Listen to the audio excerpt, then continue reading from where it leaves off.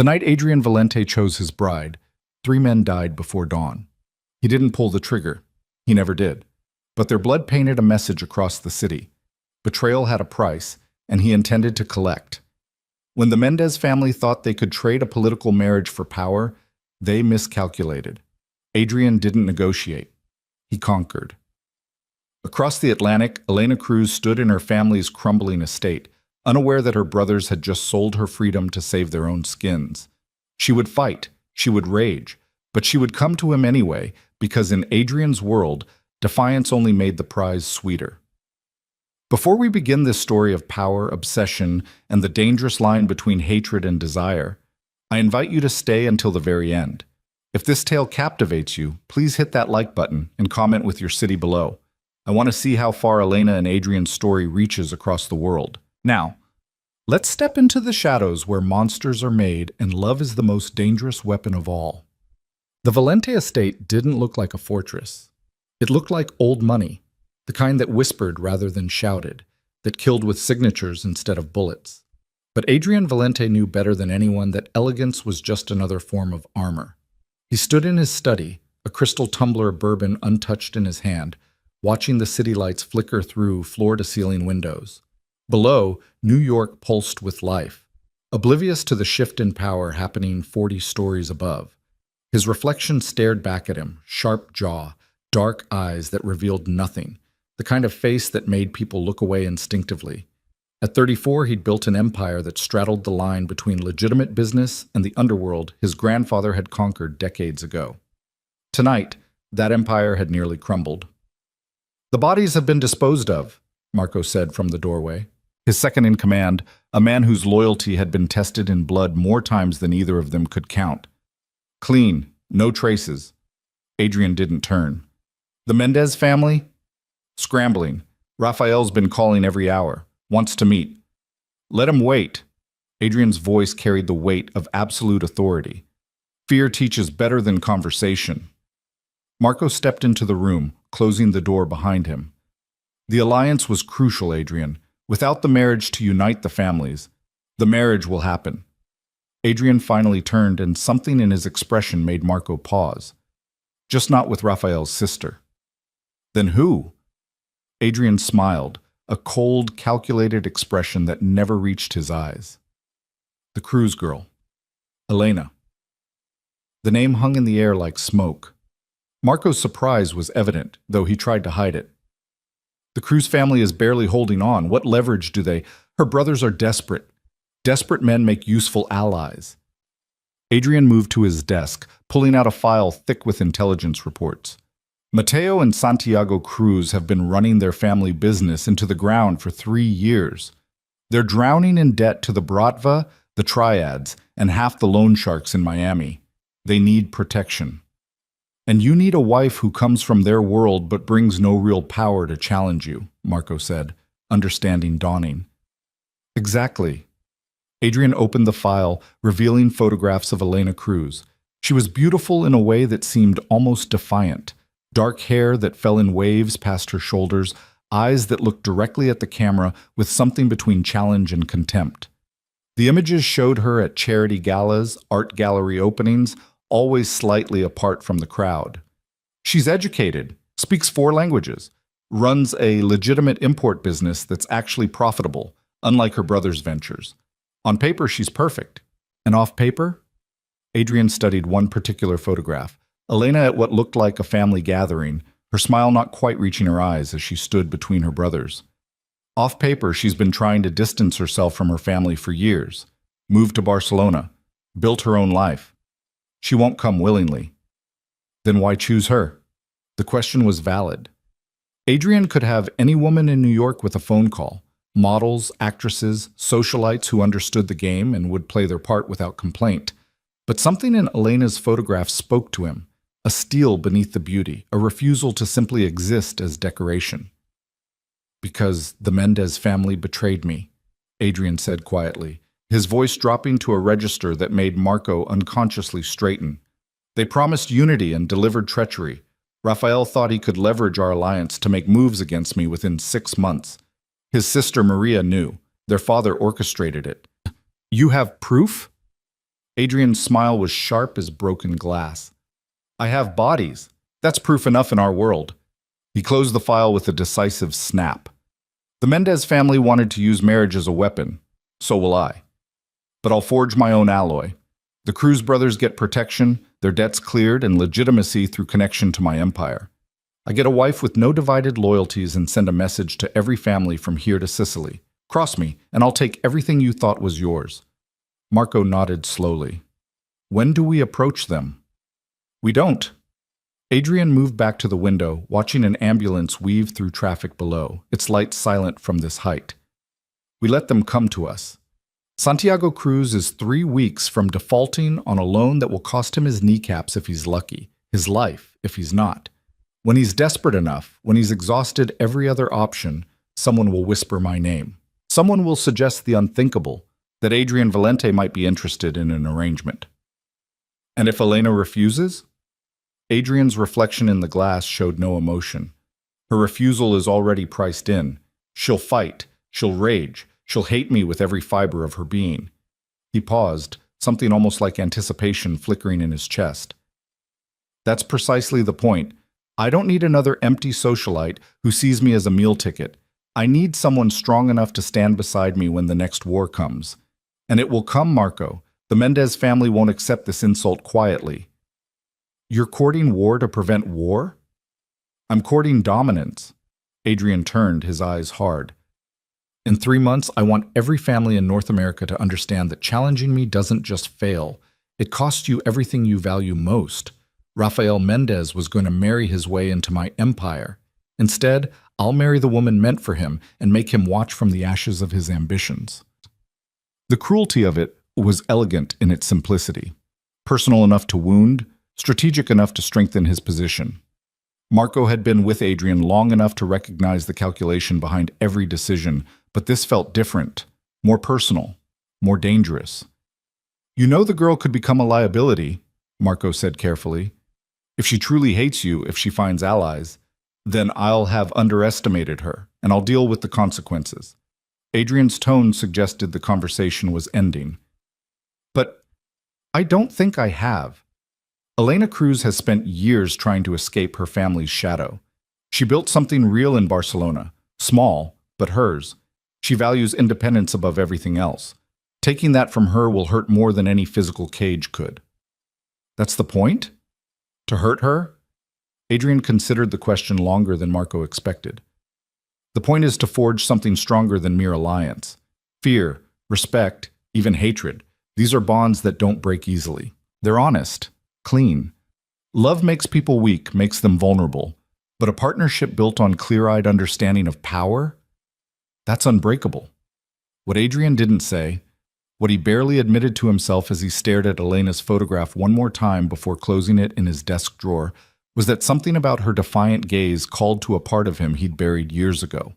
The part that remembered being 17 and powerless, watching his father die from a betrayal he couldn't prevent. The part that understood what it meant to be caged by family, by expectation, by a world that saw you as a piece to be moved rather than a person with agency. He crushed that sentiment before it could fully form. Sentiment was weakness. Elena Cruz was strategy. Nothing more. Make the calls, he told Marco. Quiet ones. Let it be known that I'm interested in expanding my connections to Miami. Plant the seeds. When Santiago comes crawling, I want him to think it was his idea. Marco left without another word, leaving Adrian alone with the city lights and his bourbon. He finally took a sip, letting the burn ground him in the present. Somewhere across the Atlantic, Elena Cruz was living her last days of freedom. She didn't know it yet, but her life had just been bought and sold in a conversation she wasn't part of. Adrian wondered if she would thank him eventually for freeing her from the slow death of her brother's failures, for giving her a position of power even if it came wrapped in chains. Probably not. Good. He didn't want gratitude. He wanted fire that wouldn't extinguish under pressure. The city below continued its oblivious dance. In 48 hours, 3 families would understand that the balance of power had shifted irrevocably. In 2 weeks, Santiago Cruz would make a phone call that would seal his sister's fate. And in 1 month, Elena Cruz would stand in this very room and look at Adrian Valente with murder in her eyes. He was counting on it. 3 weeks later, Barcelona, Spain. Elena Cruz stood in her gallery, sunlight streaming through the converted warehouse's industrial windows, and felt genuinely happy for the first time in months. The space smelled of fresh paint and possibility. White walls waiting for the emerging artists she'd been cultivating. Polished concrete floors that echoed with potential rather than emptiness. The installation pieces should arrive tomorrow, her assistant, Sophia, said, checking her tablet. And we have confirmations from all 3 of the artists you wanted for the opening. This is really happening, Elena. It was really happening. After 3 years of building her import business to the point of stability, Elena had finally saved enough to pursue her actual passion, creating a space for Latin American artists who struggled to break into European markets. The gallery wasn't large, wasn't in the most fashionable district, but it was hers. Every euro she'd invested came from her own work, untainted by her family's increasingly questionable business dealings.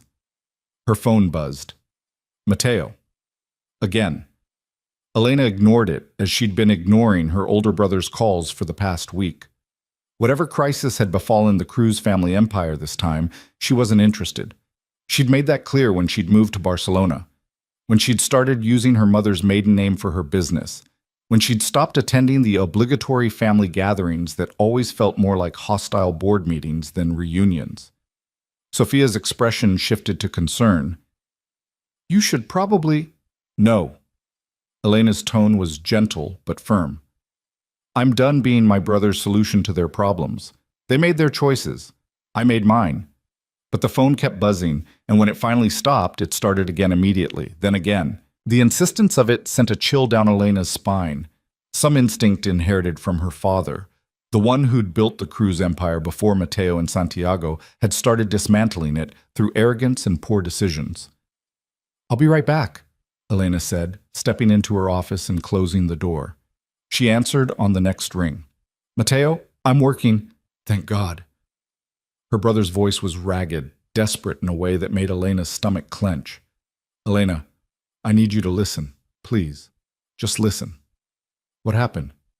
Despite everything, despite the distance she'd tried to create, family was still family, and Mateo sounded genuinely terrified. It's Santiago. He took a loan, a big one, from people who don't negotiate payment plans. Elena closed her eyes, familiar anger washing over her. How much? 3 million, due in 2 weeks. We thought, we had a deal coming through that would cover it, but it fell apart. Elena, these people, they're not businessmen. I know what they are. She'd grown up in that world, had spent her childhood learning to read the difference between legitimate partners and the ones who left bodies in their wake. Why are you calling me? I don't have that kind of money. My business is legitimate, Mateo. I can't just... We have a solution. He said it too quickly, the words rehearsed. A real one. But we need you to come home, just for a few days, to Miami. We need to discuss it as a family. Every instinct Elena had screamed danger. What kind of solution? The kind we can't discuss over the phone. Mateo's voice dropped. Please, Elena. I know we haven't been the brothers you deserved. I know we've made mistakes, but Santiago's life is on the line. Literally. These people will kill him. They'll kill all of us. Please. Elena stared at the gallery visible through her office window. Her dream made concrete, her escape made real. Going back to Miami, even for a few days, felt like regression, like surrendering ground she'd fought for. But Santiago, for all his flaws, was still her baby brother. 5 years younger, always the one who'd tried to make her smile during their father's rages, who'd snuck her books when their father had declared literature a waste of time for a girl who should focus on being marriageable. 3 days, she said finally. I'll give you 3 days. But Mateo, if this solution involves me marrying some associate or playing hostess to criminals, I'm walking away. Do you understand? I'm done with that life. I understand. But there was something in his voice, relief mixed with guilt, that made her wonder what she'd just agreed to. Thank you, Elena. I'll send the plane. You'll be safe. I promise. The call ended, leaving Elena staring at her reflection in the office window. Dark eyes that looked too much like her father's stared back, full of doubt and determination in equal measure. She'd sworn she was done with Miami, done with the Cruz family business, done with the world where women were assets to be managed rather than people with agency. But family was a chain that never fully broke, no matter how far you ran. Elena booked Sophia to manage the gallery in her absence, packed a small bag with clothes appropriate for Miami's humidity and her family's expectations, and tried to ignore the growing dread in her chest. 3 days. She would listen to whatever desperate plan her brothers had concocted, explain calmly why she couldn't help, and return to Barcelona with her conscience clear.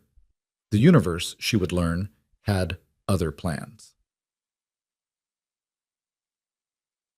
Miami, the Cruz estate. The house Elena had grown up in looked smaller than she remembered. Or perhaps she'd just grown larger, more herself, less the frightened girl who'd walked these halls trying to be invisible. The Spanish colonial architecture seemed dated now, the grandeur faded at the edges like old photographs. Mateo met her at the door.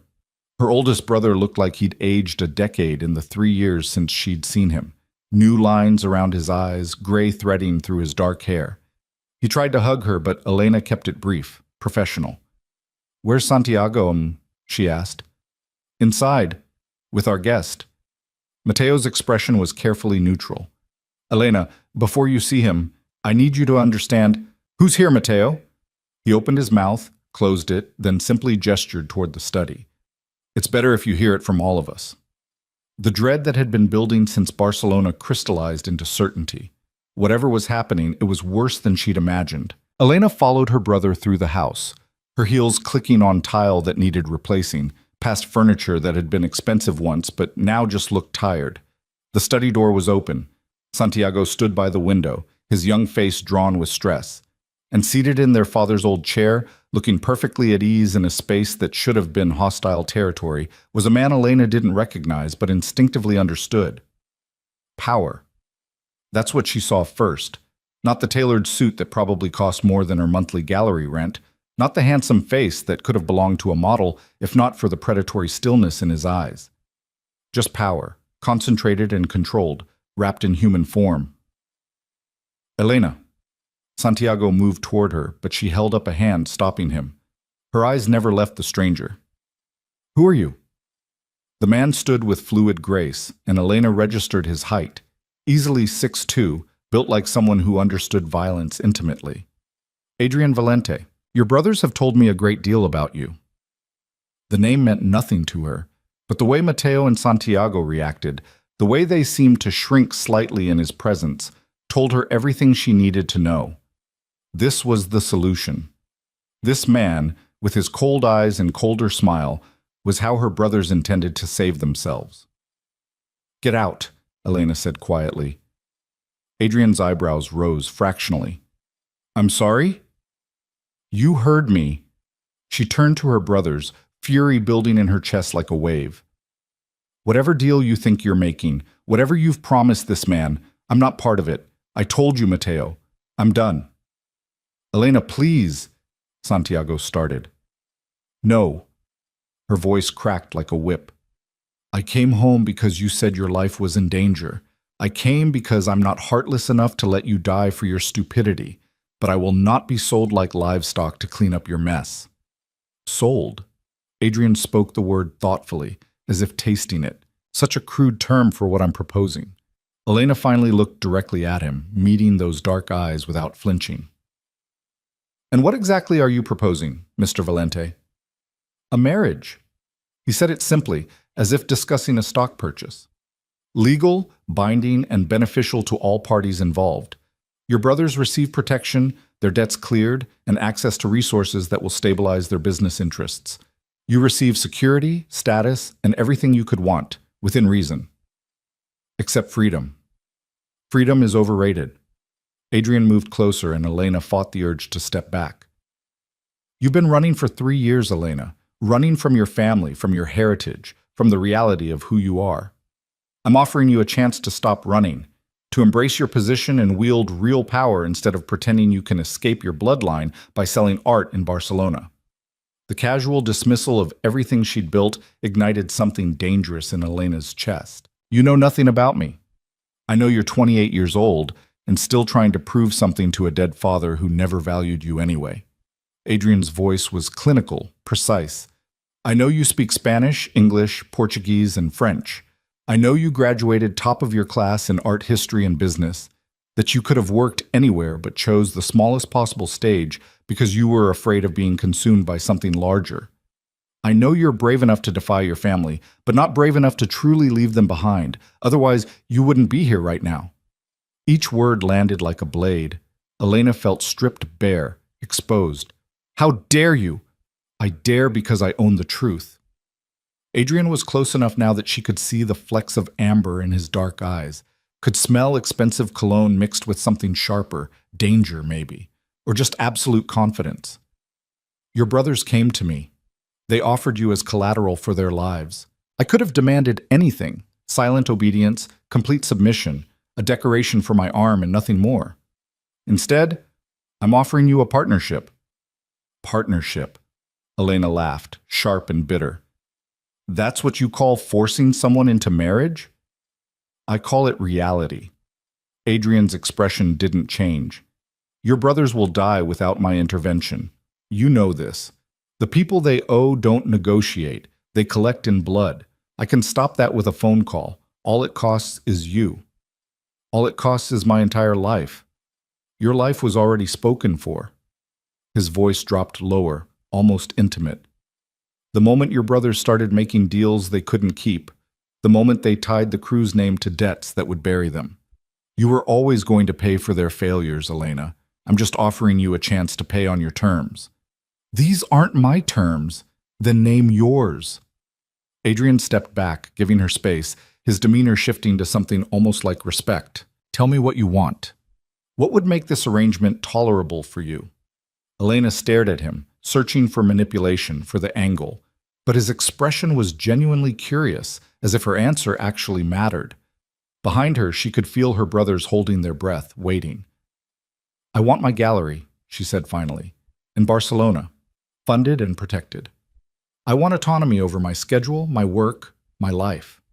I want a prenuptial agreement that guarantees I walk away with my independence if this falls apart.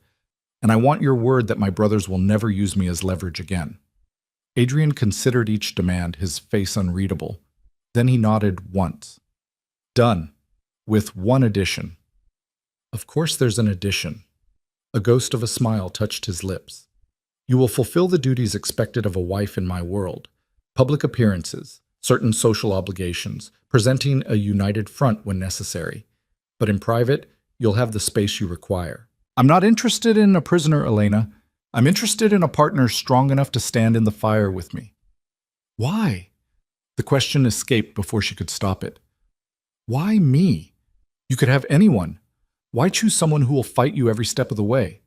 Adrian's eyes gleamed with something that might have been anticipation. Because anyone else would bore me within a month. You'll keep me honest, keep me sharp. And when the knives come, and they will come, I need someone beside me who knows how to cut back. It was the most honest thing he'd said, and somehow that made it more terrifying. This wasn't about love or even desire. This was about strategy, about finding the right weapon for the right war. And Adrian Valente had decided Elena was that weapon. She turned to her brothers, seeing them clearly for perhaps the first time. Mateo wouldn't meet her eyes. Santiago looked like he might cry. They had sold her, not out of malice, but out of desperation, and the same selfishness that had defined their choices for years. I hate you both, she said quietly, for putting me in this position, for making me choose between my freedom and your lives. I will never forgive this. Elena, Mateo started, but I'll do it. She cut him off, her voice steady despite the trembling in her hands. I'll marry him. I'll save you one last time, and then you will never ask me for anything again. Do you understand? I'm done being your solution. The relief on their faces was almost nauseating. Elena looked back at Adrian, who watched the entire exchange with clinical interest, as if studying a specimen. I'll need everything in writing, she told him. The prenup, the agreement about my gallery, all of it. I want lawyers who aren't on your payroll. Agreed. Adrian extended his hand. Do we have a deal? Elena stared at his hand, strong, scarred across the knuckles, belonging to a man who'd built an empire on violence and strategy. Taking it meant surrendering the life she'd carefully constructed. Refusing it meant watching her brothers die and living with that choice forever. She took his hand. His grip was firm, warm, and somehow felt like a shackle closing around her wrist. "We have a deal," she said. "But understand this, Mr. Valente. I will never be yours. Not really. You can have my name, my presence, whatever public show you require, but you will never have me." Adrian's smile was slow, dangerous, and somehow appreciative. "We'll see, Elena Cruz. We'll see." As their hands remained clasped, sealed in an agreement neither of them could fully understand the consequences of yet, Elena felt the future crystallize. This wasn't a fairy tale.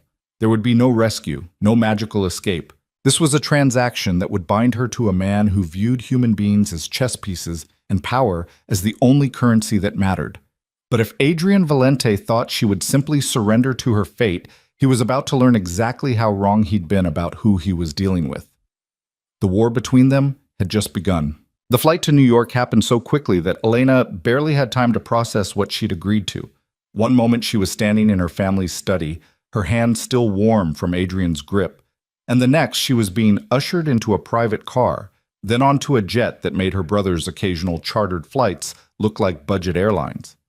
Adrian sat across from her in the cabin, working on a laptop as if he hadn't just acquired a wife through what amounted to a business transaction.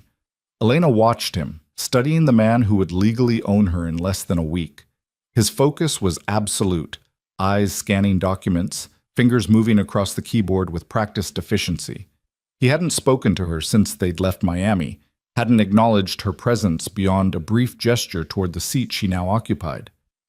"Do you always ignore the people you've just coerced into marriage?" Elena asked finally, unable to bear the silence any longer. Adrian's eyes lifted from the screen, and she saw a flicker of amusement there. "I'm working.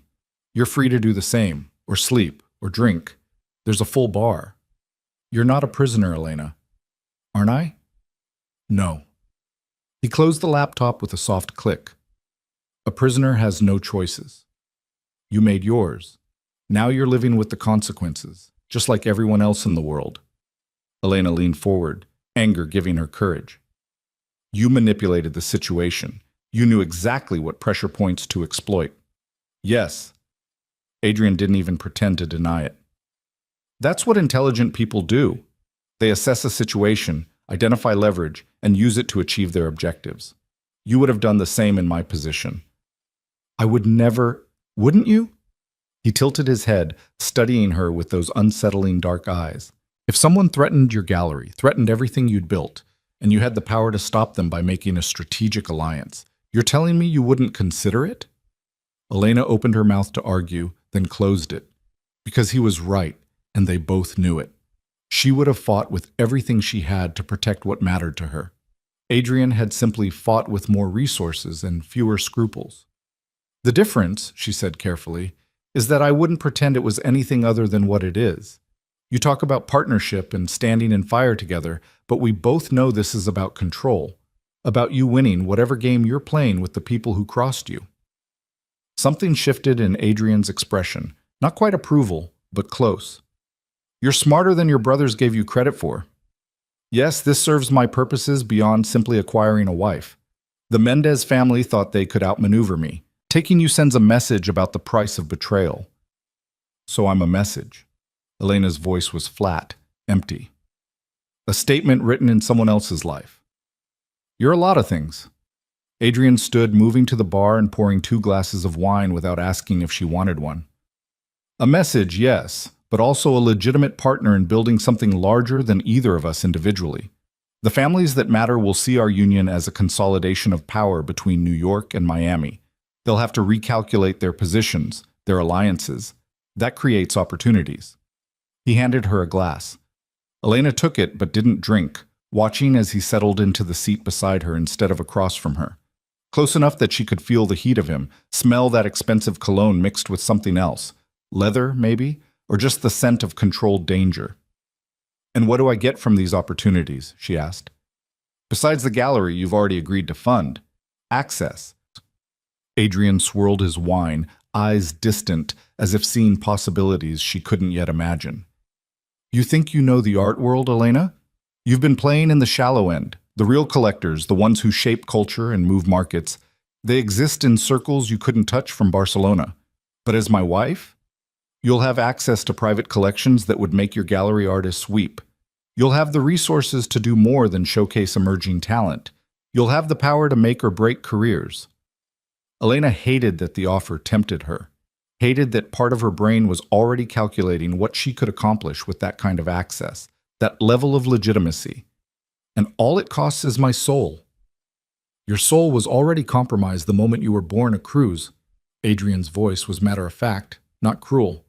You can pretend you escaped that by running to Europe, by using your mother's name. But blood doesn't wash off that easily. I'm not corrupting you, Elena. I'm just being honest about what you already are. And what am I? He turned to look at her fully, and the intensity of his gaze made her breath catch. A woman who understands that power and morality rarely occupy the same space. A woman who's been pretending to be softer than she is because that's what the world told her to be. You want to know what I see when I look at you? Elena wasn't sure she did, but she nodded anyway. I see someone who's been caged by expectations. Your father's, your brother's, society's. Someone who built a smaller life than she was capable of because anything larger felt like becoming the thing she hated. Adrian set his wine down, his attention completely focused on her. But you can't cage fire forever, Elena. Eventually it burns through whatever's containing it. I'm offering you a bigger cage, one with room to breathe, to grow, to become what you could have been if you'd been born into a different family. That's not freedom. No, he agreed. But it's more freedom than you had, and significantly more than you would have had if I'd left your brothers to their fate. The truth of it settled over Elena like a weight. She had never been free, not really. Even in Barcelona, she'd been running from something rather than running toward anything. Her gallery, her carefully constructed independence, it had all been an elaborate denial of the fundamental reality that she was still her father's daughter, still connected to a world where debts were paid in blood and family ties were chains you wore until death. When is the wedding? She asked finally, surrendering to the inevitable. 4 days. Small ceremony, immediate family only. I see no reason to make a spectacle of it. 4 days. Elena laughed, sharp and bitter. Most people get months to plan a wedding. Most people are marrying for love. We're marrying for survival and strategy. The timeline is irrelevant. Adrian paused, then added with something that might have been consideration. If there are specific things you want, flowers, music, whatever matters to brides, I can arrange them, within reason. How generous. But Elena found herself considering it anyway. If she was going to be forced into this, she could at least control the aesthetics. White roses. Classical guitar, not organ. And I want the ceremony in English and Spanish both. If I'm representing the Cruz family in this transaction, I want that acknowledged. Adrian nodded, pulling out his phone and typing notes. Done. Anything else? My dress. I choose it. No input from you or anyone else. I wouldn't dream of interfering with a woman's wedding dress. There was something almost like humor in his voice. Though I should mention the budget is effectively unlimited. Don't restrict yourself based on price.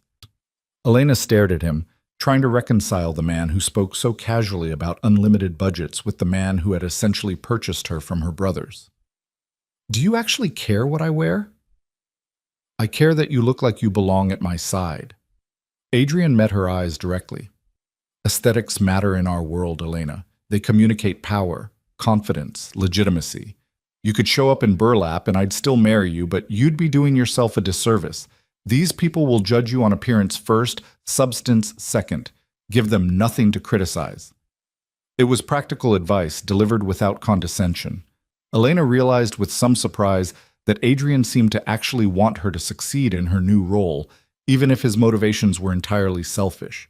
A weak wife would reflect poorly on him. A strong one, even one who hated him, would enhance his position. I'll need a credit card, she said, and access to designers in New York. I assume we're staying there. My penthouse, 62nd floor, Central Park views. You'll have your own suite until after the wedding. He pulled a black credit card from his wallet and handed it to her. No limit. Use it for the dress, for anything else you need. Consider it a wedding gift. Elena took the card, feeling the weight of it. Heavy metal, her name already embossed on it. Elena Cruz Valente. She hadn't even agreed to take his name yet, but apparently that decision had been made for her as well. I want to keep Cruz, she said suddenly. Elena Cruz Valente, hyphenated. My family might be dysfunctional, but they're still mine. I won't erase them completely. Adrian considered this, and she braced for an argument, but he just shrugged. Acceptable. It actually reinforces the alliance narrative. Use whichever name suits the situation. The ease of his agreement surprised her. Elena had expected more fight, more demands for complete submission. Instead, Adrian seemed content to give ground on things that didn't directly threaten his control. It was a strategy, she realized. Let her win small battles so she'd be more compliant on larger ones. I won't share your bed, she said, testing how far his flexibility extended. Adrian's expression didn't change. After the wedding, we'll maintain the appearance of a normal marriage publicly. What happens privately is negotiable. I'm not interested in forcing intimacy where none exists. Then why marry at all? You could have just paid off my brother's debts, demanded loyalty some other way. Because marriage is binding in ways that simple agreements aren't. Adrian leaned back, studying her like she was a puzzle to be solved. It creates legal entanglements, shared interests, a public commitment that's difficult to break without consequences. Your brothers could have betrayed a business arrangement. They're significantly less likely to betray a blood connection through their sister. So I'm collateral. Your insurance. His correction was precise. There's a difference. Collateral gets used up and discarded. Insurance protects both parties as long as the agreement holds. Elena wanted to argue, to find the flaw in his logic, but she couldn't. Everything Adrian said made perfect sense from a strategic standpoint. It was only from a human standpoint, from the perspective of someone who wanted agency and choice and the possibility of love, that his reasoning fell apart. What happens if I run? She asked quietly. After the wedding, what happens if I just disappear? Adrian's eyes went cold, and for the first time since they'd met, Elena saw the full weight of the man beneath the civilized surface. Then our agreement becomes void. Your brother's protection evaporates. Their debts come due. And I demonstrate to everyone watching exactly what happens when someone breaks a contract with me. You'd kill them. I wouldn't have to. Adrian's voice was soft, almost gentle, which somehow made it worse. The people they owe would do it for me. Slowly. Painfully. And you would have to live with the knowledge that your freedom cost their lives. Could you do that, Elena? Could you build your art gallery on a foundation of your brother's bones? The image was visceral, horrifying. Elena felt bile rise in her throat. You're a monster. Yes. Adrian didn't flinch from the accusation. But I'm a monster who keeps his word. Stay, honor our agreement, and I'll protect your family. I'll fund your gallery. I'll give you the space to build something meaningful. Run, and I'll burn everything you care about to the ground. The choice, as always, is yours. Elena turned away, staring out the window at clouds that looked solid enough to walk on. She thought she understood what she was agreeing to in Miami, but this crystallized the reality in ways that made her chest tight. She wasn't marrying a man. She was binding herself to a force of nature, something that operated by its own logic and couldn't be reasoned with or escaped from. The rest of the flight passed in silence. Adrian returned to his work, and Elena pretended to sleep, her mind racing through scenarios and possibilities.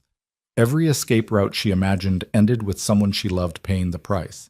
Every rebellion she could conceive came with consequences that extended beyond herself. By the time they landed in New York, Elena had accepted a fundamental truth. She was trapped.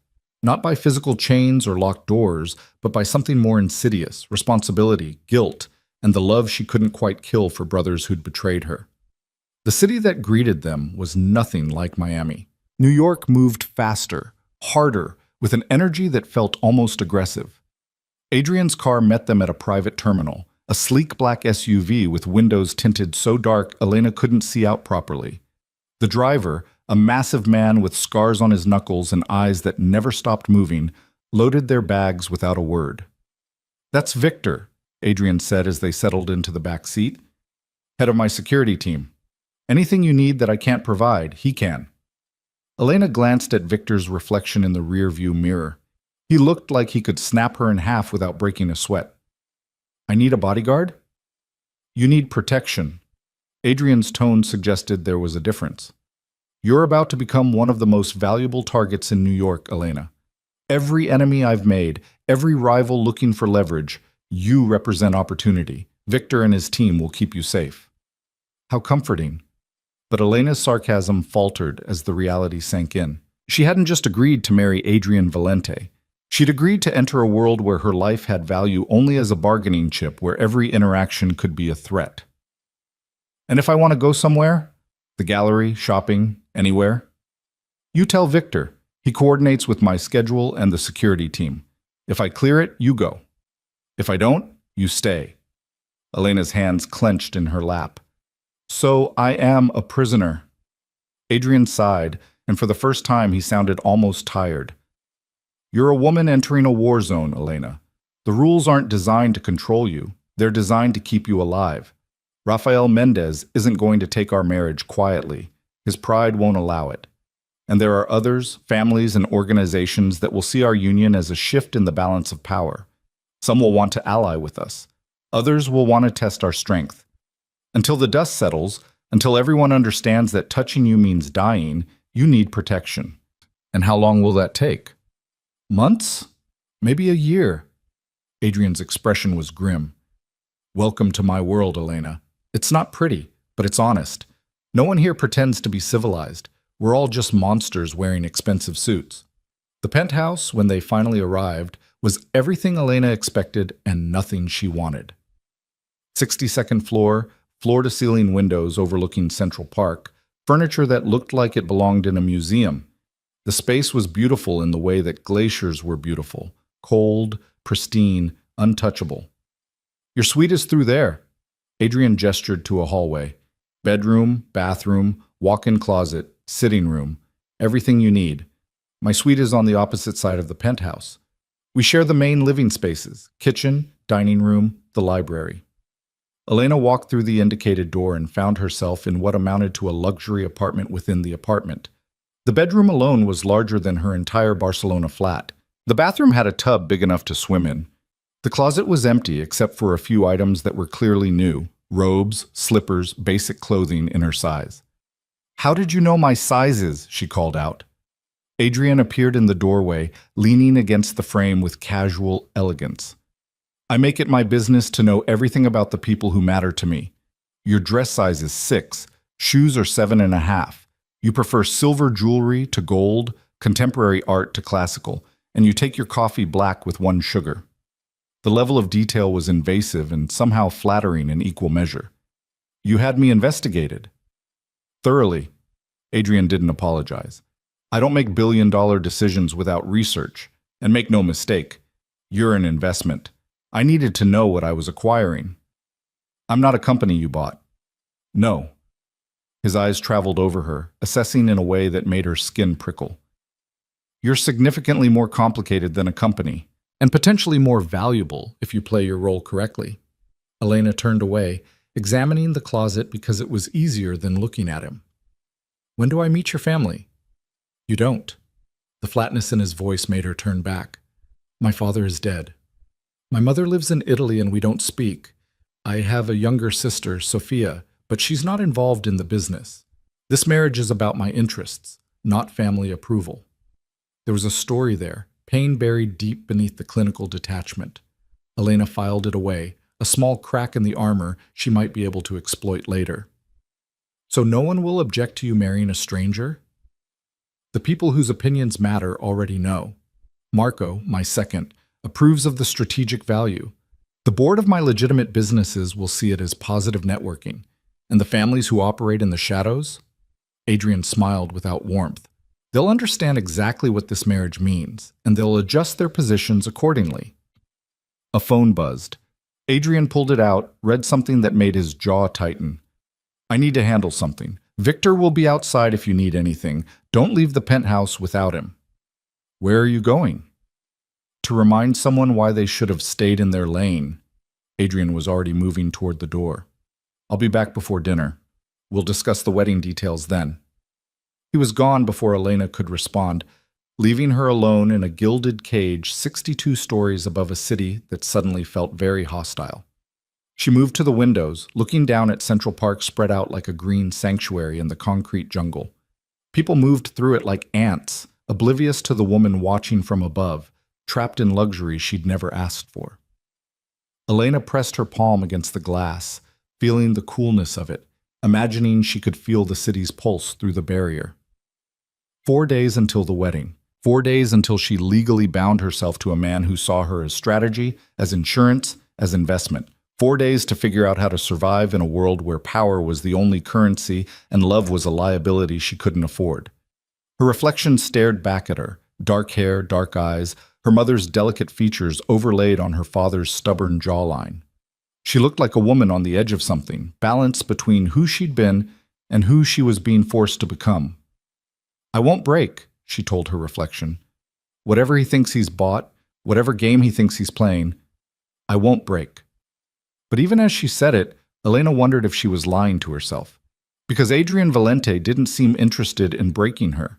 He seemed interested in something far more dangerous, transforming her into a weapon he could wield, forging her in the same fires that had made him. And the terrifying part, the part Elena couldn't quite acknowledge yet, was that some small piece of her wanted to see what she would become in those flames.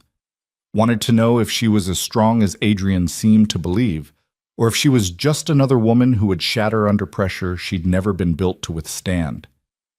The city sprawled beneath her, beautiful and brutal in the fading light. Somewhere out there, Rafael Mendez was plotting revenge. Somewhere, her brothers were breathing easier, bought and paid for by her sacrifice. And somewhere in this massive penthouse, Adrian Valente was making calls and moving pieces on a board she couldn't fully see yet. Elena turned from the window and began unpacking her small bag. Each item she placed in the cavernous closet, feeling like another admission of surrender. Tomorrow she would find a designer for her wedding dress. Tomorrow she would start learning the rules of Adrian's world. Tomorrow she would begin the process of becoming Elena Cruz Valente. But tonight, in the privacy of her borrowed suite, she allowed herself one moment of grief for the life she was leaving behind. For the gallery in Barcelona that would exist without her daily presence. For the freedom she'd fought so hard to claim. For the future she'd imagined that would never happen now. Tomorrow, she would be steel. But tonight, just for tonight, Elena let herself be fragile. The fragility didn't last long. Elena woke the next morning with the kind of clarity that only comes after a night spent wrestling with impossible choices. She'd made her decision in Miami, and spending energy on regret would only weaken her position. If she was going to survive Adrian's world, she needed to understand it, to map its contours, and identify where she could carve out space for herself. She found him in the kitchen, dressed in dark slacks and a white shirt with the sleeves rolled up, reading something on his tablet while drinking espresso. The domestic normalcy of the scene was jarring, as if a predator had decided to cosplay as a regular human having breakfast. "There's coffee," Adrian said without looking up. "And food, if you're hungry. I wasn't sure what you'd want, so I had everything stocked." Elena poured herself a cup, adding one sugar exactly as he'd known she would, hating that he'd been right about even that small detail. "We need to discuss the prenuptial agreement." "Already drafted." Adrian slid a thick document across the counter. "Your lawyers can review it today if you want. I've allocated office space in the building for them to work." Elena flipped through the pages, scanning terms that seemed almost too generous. The gallery funding was outlined in detail, complete with operational budgets and expansion clauses. Her personal accounts would remain separate. In the event of divorce, she would receive a settlement substantial enough to ensure she never needed to rely on anyone again. "This is more than we agreed to," she said carefully, looking for the trap. "Consider it incentive." Adrian finally met her eyes. "The more successful you are, the stronger our alliance appears. I gain nothing by keeping you dependent or desperate. Independence suits you, Elena. I have no interest in crushing it, just redirecting it." "Exactly." He smiled, and it was the first genuine expression she'd seen from him. "You'll learn that I'm quite practical about these things. Resentful, broken partners are liabilities. Empowered ones are assets.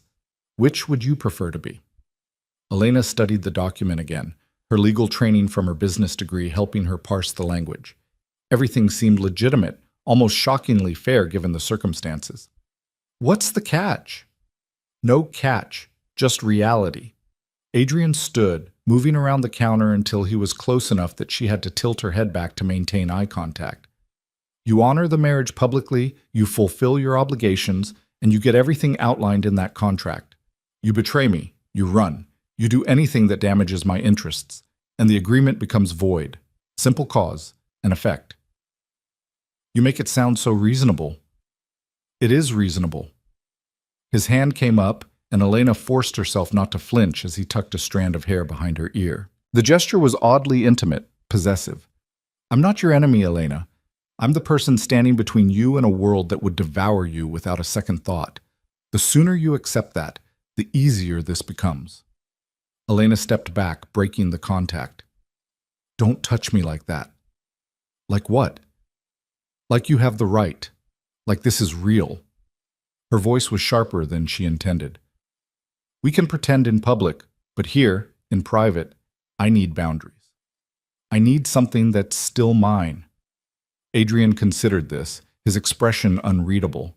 Then he nodded slowly. Fair enough. But Elena, those boundaries work both ways. You want space, I'll give it. But when I need you to play your role, when I need you standing beside me looking like you chose to be there, I expect perfection. Can you do that? I survived 28 years in a world that wanted me to be decorative and silent. I think I can manage to smile on command. Good. Adrian checked his watch, a sleek piece that probably cost more than most cars. I have meetings all day. Victor will take you wherever you need to go for the dress. I've arranged appointments at 3 design houses. Use whichever one you prefer, or all 3 if you can't decide. The wedding planner will contact you this afternoon about the ceremony details. You hired a wedding planner for a marriage neither of us wants.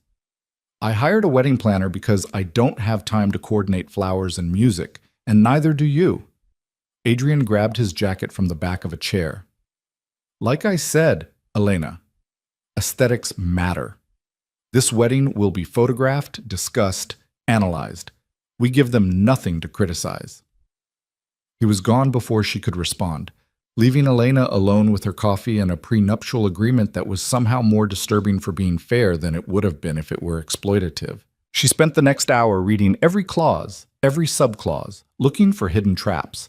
But Adrian had been honest. The agreement protected both of them, outlined expectations clearly, and provided her with genuine financial security.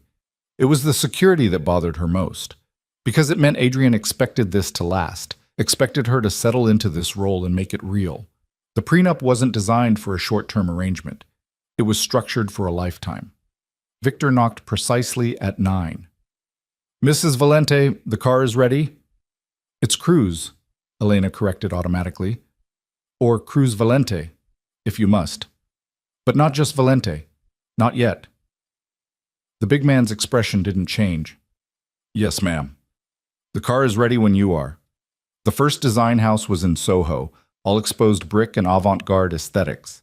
The designer, a rail-thin woman named Margot, descended on Elena like a predator who'd spotted wounded prey.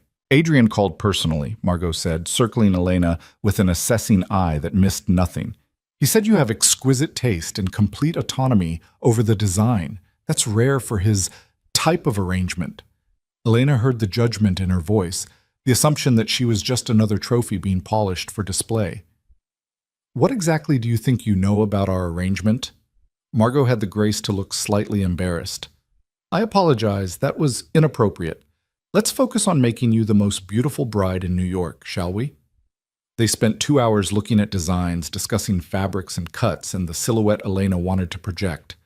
Margot was talented, her sketches translating Elena's vague ideas into concrete possibilities. But something felt off, too modern, too aggressive. These were dresses designed to make statements, and Elena wasn't sure what statement she wanted to make yet. The second design house was in Midtown, more traditional, all white marble and hushed reverence. The designer, an older man named Sebastian, took one look at Elena and immediately began pulling dresses that were soft, romantic, absolutely wrong. No, Elena said, cutting him off mid-pitch about Chantilly lace. Nothing that makes me look fragile. Nothing that suggests I'm some delicate flower being protected. Sebastian frowned. But for a first wedding, most brides want... I'm not most brides. Elena's voice was flat. Show me something with structure. With strength. I need to look like I chose this, like I belong in Adrian Valente's world, not like I'm being absorbed into it. Understanding dawned in Sebastian's eyes. Ah, I see. Give me 15 minutes. He returned with a completely different selection. Dresses with architectural elements, strong shoulders, clean lines. Better, but still not quite right. Elena was beginning to think she'd have to settle for something that was merely acceptable when Victor's phone buzzed. Third appointment is ready, ma'am, he said. Designer's name is Isabel Moreau. Mr. Valente said to save her for last. The third house was in the Diamond District, easy to miss if you weren't looking for it. The showroom was intimate, elegant without being ostentatious. And Isabel Moreau was nothing like Elena expected. Mid-50s, sharp eyes, the kind of presence that commanded attention without demanding it. Elena Cruz, Isabel said, extending her hand. Adrian told me you would be interesting. He rarely calls in favors, so when he does, I pay attention. What exactly did he tell you? Isabel smiled. That you're marrying him out of necessity, not choice. That you are significantly stronger than you appear, and that you need a dress that allows you to wage war while looking like you're going to a wedding. Elena couldn't help the surprised laugh that escaped. He said that? Not in those exact words, but I've known Adrian since he was 17 years old, learning his father's business and hating every moment of it. I know how to translate his requests. Isabel gestured toward a seating area. Sit. Tell me who you are when no one is forcing you to be anything. It was the first time anyone had asked that question since Elena had agreed to this arrangement. She found herself talking about Barcelona, about her gallery, about the art she loved, and the life she'd built before her brothers had destroyed it. Isabel listened without interrupting, occasionally making notes on a sketchpad. You're mourning, Isabel said finally. Not just the life you lost, but the version of yourself you thought you could become. This dress needs to honor that grief, while also celebrating the woman you're choosing to be now. I'm not choosing anything. Aren't you? Isabel's gaze was penetrating. You could have said no in Miami. You could have let your brothers face the consequences of their choices. But you didn't. You chose to sacrifice yourself to save them. That's not weakness, Elena. That's the most powerful choice you could have made. Now you need to own it. The words hit harder than they should have. Elena felt something shift inside her, some fundamental reframing of her situation. She hadn't been taken. She'd made a choice, a terrible choice, between awful options, but a choice nonetheless. And Adrian was right. She could spend the rest of her life resenting that choice, or she could own it and build something from the wreckage. Show me what you're thinking, Elena said quietly. Isabel flipped her sketchpad around. The dress she'd drawn was stunning. Elegant but architectural, with clean lines and a structured bodice that would make Elena look powerful rather than delicate. The fabric would be silk mikado, she explained, with hand-embroidered details that referenced both Spanish and Italian design elements. Strong shoulders, a defined waist, a skirt that moved like water but held its shape. It's perfect, Elena breathed. It's honest, Isabel corrected. This is a dress for a woman going into battle wearing armor that looks like art. When you walk down that aisle, everyone will see exactly what Adrian saw when he chose you, someone who refuses to break. They spent the next 3 hours on details, the exact shade of white, the embroidery pattern, the way the dress would move. Isabel took measurements with the precision of a surgeon, making notes and adjustments until she was satisfied. 4 days is almost impossible, Isabel admitted as they were finishing. But for Adrian, and for you, I'll make it happen. The dress will be ready the morning of the wedding. Elena wanted to ask why Isabel cared, why she would go to such lengths for a stranger's forced marriage. But something in the older woman's expression stopped her, a sadness that suggested she understood more about Adrian's world than she let on. Thank you, Elena said instead. This means more than you know. Isabel squeezed her hand gently. Survive him, Elena. Adrian is not a bad man, but he is a dangerous one. And dangerous men break beautiful things without meaning to. Don't let him break you. The warning stayed with Elena on the drive back to the penthouse. Victor was silent as always, his eyes constantly scanning the streets for threats. New York rushed past the tinted windows, millions of people living their ordinary lives, unaware of the shadow world Elena was being pulled into. Adrian was home when she arrived, standing in the main living room with Marco and two other men she didn't recognize. They all turned when she entered, conversation dying immediately. Elena. Adrian's voice was controlled, but she caught the edge beneath it. This is Marco, my second, and these are representatives from the Mendez family. The air went cold. Elena looked at the two men, one older, silver-haired, with the kind of face that had seen violence and learned to enjoy it. The other younger, maybe 30, with Raphael's eyes and the same barely controlled fury. Mrs. Cruz, the older man said, his accent placing him somewhere in Central America. Or should I say, soon to be Mrs. Valente. I am Carlos Mendez, Raphael's uncle. This is his cousin, Diego. Elena kept her expression neutral, falling back on years of training in her father's house. Gentlemen, we came to discuss the unfortunate situation that has developed, Carlos continued, his tone pleasant in a way that made Elena's skin crawl. Adrian has taken something that was promised to our family. We're here to negotiate appropriate compensation. I'm not an object to be negotiated over, Elena said quietly. Diego laughed, sharp and ugly. You're exactly that. Your brothers sold you to the highest bidder. Don't pretend this is anything but a transaction. Adrian moved so fast, Elena barely saw it. One moment he was standing calmly, the next his hand was around Diego's throat, slamming him against the wall with enough force to crack the plaster. Choose your next words very carefully, Adrian said, his voice soft and absolutely lethal, because they might be your last. Adrian! Carlos hadn't moved, hadn't even flinched. Violence won't resolve this situation. No? Adrian's grip tightened, and Diego's face was turning red. Your nephew thought he could outmaneuver me. Your family thought they could use marriage as a Trojan horse to infiltrate my organization. You're lucky I'm only taking a bride and not taking heads. Raphael deserves satisfaction. Carlos's eyes were cold. You humiliated him, took what was his. What was his? Adrian released Diego, who collapsed gasping. Elena was never his. She was a bargaining chip in a game your family lost when they decided to betray me. But here's what I'll offer, because I'm feeling generous. He pulled out his phone, typed something, and showed it to Carlos. Whatever was on the screen made the older man's expression darken. That's the evidence I have of your family's treachery. Recorded conversations, financial transfers, communications with my enemies. Enough to destroy your credibility with every family from here to Mexico City. Adrian's smile was razor sharp. Your compensation is that I don't release this information. Your satisfaction is that I let you walk out of here alive. Take it or leave it. The silence was suffocating. Elena watched the calculation happening behind Carlos's eyes, weighing pride against survival, honor against pragmatism. Finally, he nodded curtly. We accept. But Adrian, understand this. The Mendez family has a long memory. Today's humiliation will not be forgotten. Good. Adrian's voice was almost cheerful.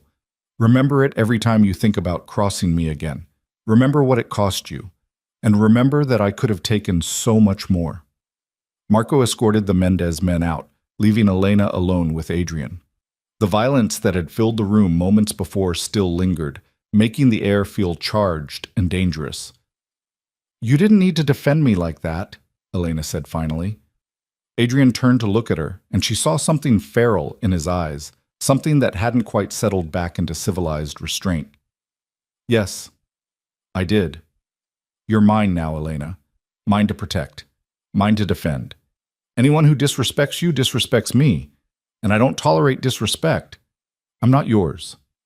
Legally, in 4 days, you will be. He moved closer, and Elena forced herself to hold her ground. But more than that, you became mine the moment I decided you were worth taking. The Mendez family, your brothers, everyone who sees you now understands that you're under my protection. That means something in our world. It means I'm property. It means you're safe. Adrian's hand came up, cupping her cheek before she could pull away. Do you understand what would have happened if I hadn't claimed you? Your brothers would have sold you to someone else. Someone who wouldn't have negotiated terms or respected your autonomy. Someone who would have used you up and thrown you away.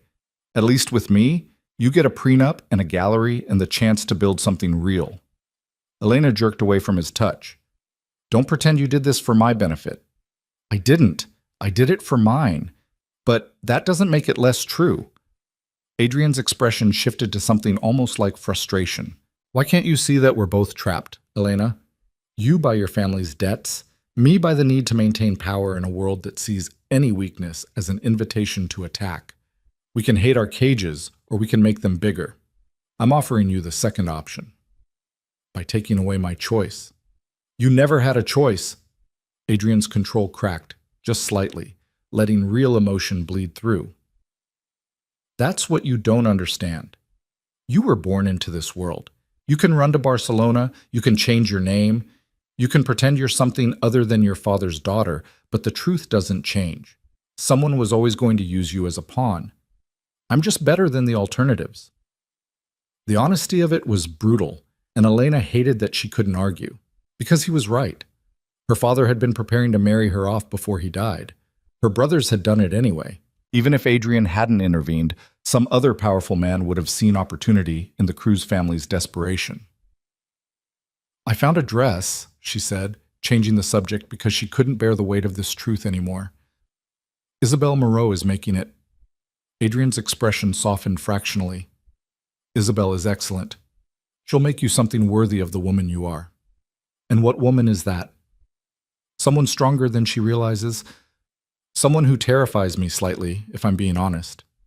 Adrian moved to the bar, pouring 2 glasses of whiskey without asking if she wanted one. You could have collapsed under the pressure, Elena.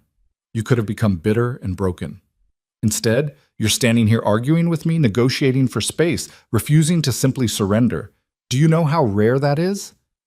Elena took the glass he offered, their fingers brushing in the exchange.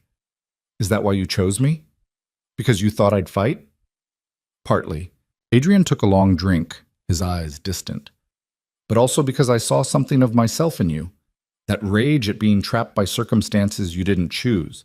That desperate need to build something that's yours, untainted by family legacy. I thought maybe we could understand each other, even if we never liked each other. Understanding isn't the same as consent. No, he agreed.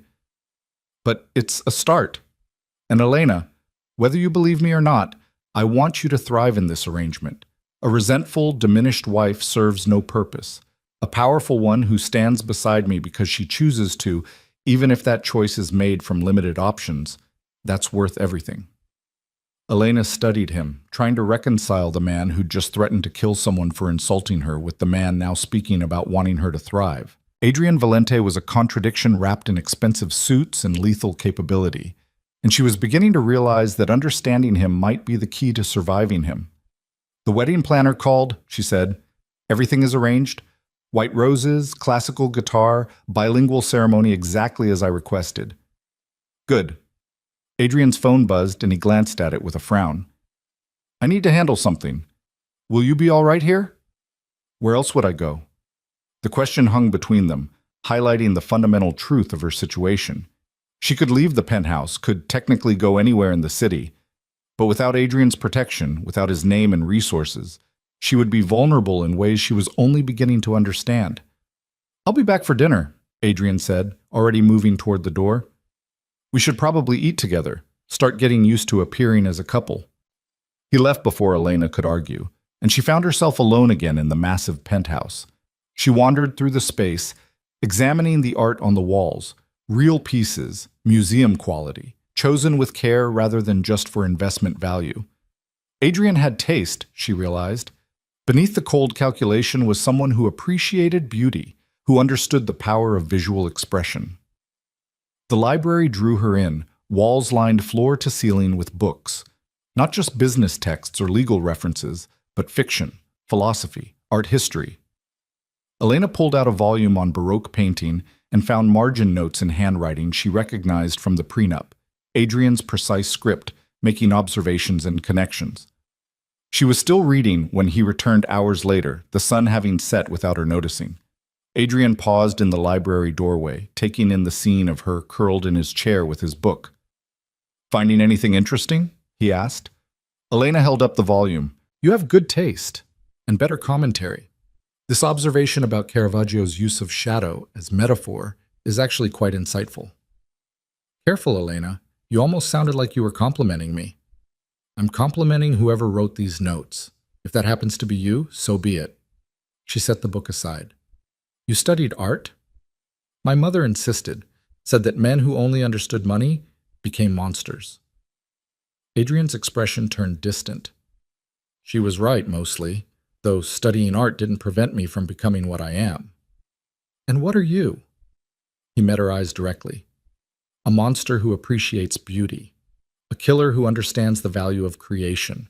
Someone who exists in the space between civilization and savagery, trying to hold both in balance. The honesty was disarming. Elena found herself seeing Adrian differently, not just as the man who'd taken her freedom, but as someone equally trapped by circumstances and choices that predated both of them. Dinner? He offered, extending his hand. Elena hesitated, then took it. His grip was warm, steady, and for just a moment she let herself imagine that this could be something other than a strategic arrangement, that the man who loved Caravaggio and protected her from insults could be someone she might choose, given different circumstances. But circumstances were what they were. And in 3 days, Elena would walk down an aisle toward a future she couldn't quite see yet, bound to a man who saw her as investment and asset, and perhaps, underneath it all, as something almost like an equal. The thought should have terrified her. Instead, as they sat down to dinner and Adrian asked her opinion on the Barcelona art scene, Elena felt something she hadn't expected, curiosity about what they might become to each other, given time and the pressure of surviving in a world that wanted to destroy them both. It wasn't hope exactly, but it was something close enough to matter. The next 2 days passed in a blur of preparations that felt surreal in their normalcy. Wedding planners came and went, florists presented arrangements, musicians sent recordings for approval. Elena found herself making decisions about a ceremony that should have been joyful, but instead felt like choreographing her own elegant surrender. Adrian was absent more than present, handling what he vaguely referred to as business complications, with a tension in his shoulders that suggested the Mendez situation was far from resolved. But when he was there, during their now nightly dinners, something unexpected was developing between them. Not warmth exactly, but a kind of wary understanding. They talked about art, about the changing landscape of global power, about everything except the reality of what would happen after they spoke their vows. On the morning of the wedding, Elena woke to find a box on her sitting room table. Inside was a necklace, diamonds and sapphires arranged in a pattern that referenced both the Cruz family crest and something she didn't immediately recognize. The note was in Adrian's precise handwriting. These sapphires belong to my grandmother. The diamonds I had added to honor your family. You don't have to wear it, but I wanted you to have something that represented both of us, not just me claiming you. The choice, as always, is yours. Elena held the necklace up to the light, watching it catch and fracture the morning sun into 1,000 brilliant shards. The craftsmanship was extraordinary, the design thoughtful in a way that suggested Adrian had spent actual time considering what would matter to her. It was a peace offering wrapped in precious metals, an acknowledgement that this marriage was destroying something she valued even as it created something new.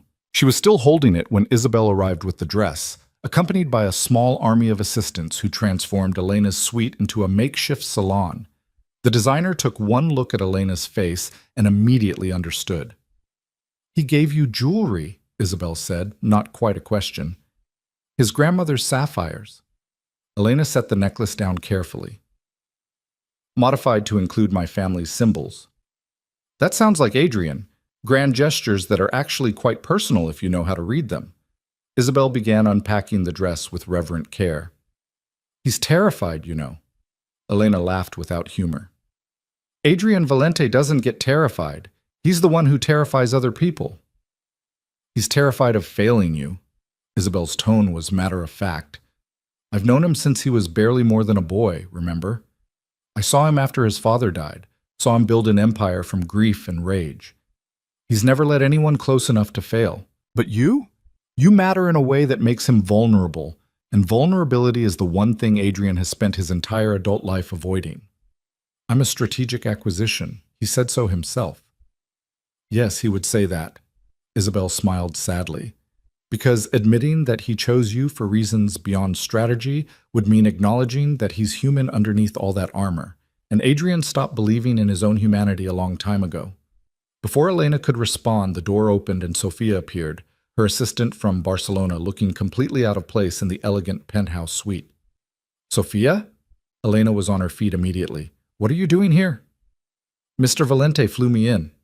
Sofia's eyes were wide, taking in the opulence surrounding them. He said you might want someone from your real life here today. Someone who knows you as Elena Cruz, not Elena Valente. The thoughtfulness of it was almost painful. Elena felt her carefully constructed defenses crack slightly. Adrian kept doing this, kept showing glimpses of someone who saw her as a person rather than a possession, who understood what she was losing and tried in his own calculated way to soften the blow. Help me with the dress, Elena said, because she couldn't afford to fall apart right now. We have a wedding to get through. The dress was everything Isabel had promised. When Elena finally stood before the mirror, fully dressed with her hair swept up and minimal makeup that let her natural features speak, she barely recognized herself. The woman looking back wasn't the girl who'd fled to Barcelona or the daughter who'd been sold by her brothers. This woman looked like she could walk into a room full of dangerous men and emerge unscathed. This woman looked like she belonged beside Adrian Valente. The necklace, Sofia said softly, holding it up. It's perfect with the dress. Elena met Isabel's knowing gaze in the mirror. The designer nodded almost imperceptibly, confirming what Elena had already suspected. Adrian had seen the dress design, had commissioned the necklace specifically to complement it. Another grand gesture that was actually deeply personal. Put it on, Elena said finally, surrendering to the inevitability of it all. The weight of it around her neck felt like both a claim and a promise. She touched the sapphires gently, thinking of Adrian's grandmother, wondering what kind of woman she'd been, whether she'd chosen her fate or had it chosen for her. The ceremony was being held in the penthouse itself, transformed by the wedding planner into something intimate and elegant. White roses everywhere, their scent heavy in the air.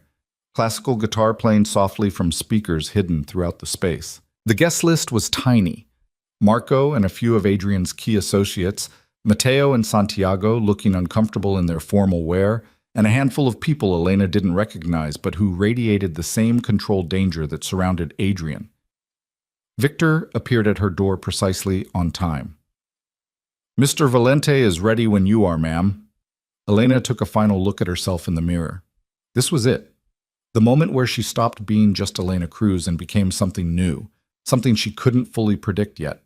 She thought about running, about calling it off, about choosing her freedom over her brother's lives. But she'd already made that choice in Miami. Everything since then had just been learning to live with the consequences. I'm ready, she said, though she wasn't sure if it was true. The walk from her suite to the main living room felt like miles. Sofia and Isabel followed at a discreet distance, witnesses to this strange ceremony. When Elena finally emerged into the transformed space, everyone turned to look, but she only saw Adrian. He stood at the far end of the room, backlit by floor-to-ceiling windows that framed Central Park like a painting. He'd chosen a dark suit that was somehow both modern and timeless. And when his eyes found hers, something flashed across his face too quickly for her to identify. Appreciation, maybe, or satisfaction, or something more complicated that he immediately buried beneath his usual control. There was no aisle, no traditional processional. Elena simply walked toward him, each step feeling weighted with significance. Her brothers stood off to one side, and she couldn't even bring herself to look at them. This was their doing. Their salvation purchased with her sacrifice. Adrian watched her approach with an intensity that made her acutely aware of every detail, the way the dress moved, the sound of her heels on hardwood, the sapphires cool against her skin. When she finally reached him, he extended his hand and she took it, feeling the warmth of his palm against hers. You look extraordinary, he said quietly, for her ears only. Isabel outdid herself. You've seen the design. Sketches don't do you justice. His thumb brushed across her knuckles, a gesture so subtle the others probably missed it. Thank you for wearing the necklace. It matches the dress. It would have been wasteful not to. Adrian's lips quirked in something that might have been a smile. Ever practical, Elena. I appreciate that about you. The officiant stepped forward, a judge Adrian had known for years, someone who understood the nature of this union and asked no uncomfortable questions. He began the ceremony in English, the traditional words taking on new weight given the circumstances. When it switched to Spanish for Elena's benefit, she felt something in her chest tighten. This was real. This was actually happening.